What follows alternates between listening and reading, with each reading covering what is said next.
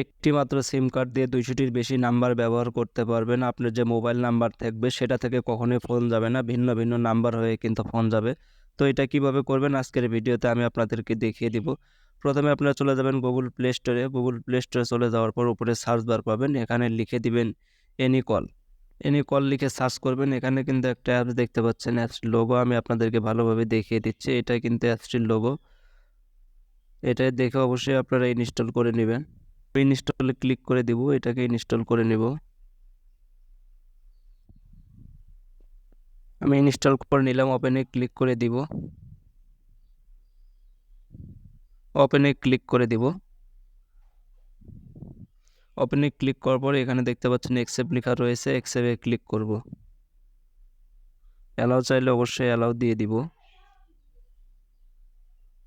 তো scroll down করবেন, নিচের দিকে এসে দেখতে পাচ্ছেন অ্যাকসেপ্ট লেখা রয়েছে, অ্যাকসেপ্ট করবেন। অ্যাকসেপ্ট করার পর উপরে দেখতে পাচ্ছেন স্কিপ লেখা রয়েছে, স্কিপে ক্লিক করে দিবেন।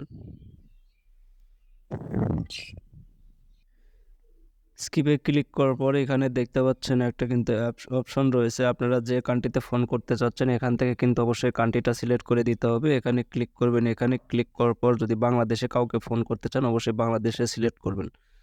আর সিলেক্ট করার পর এখান থেকে অবশ্যই আপনারা নাম্বার তুলে যে কোনো কাউকে ফোন করতে পারবেন। এখানে দেখতে পাচ্ছেন ডায়াল, এখানে ডায়াল করে দিলে কিন্তু যে কোনো নাম্বারে আপনার সিম থেকে ভিন্ন ভিন্ন নাম্বার হয়ে ফোন যাবে। কিছু পয়েন্ট কিন্তু আপনাদেরকে সংগ্রহ করতে হবে। পয়েন্ট সংগ্রহ না করলে কিন্তু আপনাদের কল করতে পারবেন না। এখানে ক্লিক করবেন। এখানে ক্লিক করে গো কিন্তু লেখা রয়েছে, এখান থেকে কিন্তু আপনাদের অবশ্যই কয়েনগুলো কিন্তু সংগ্রহ করতে হবে।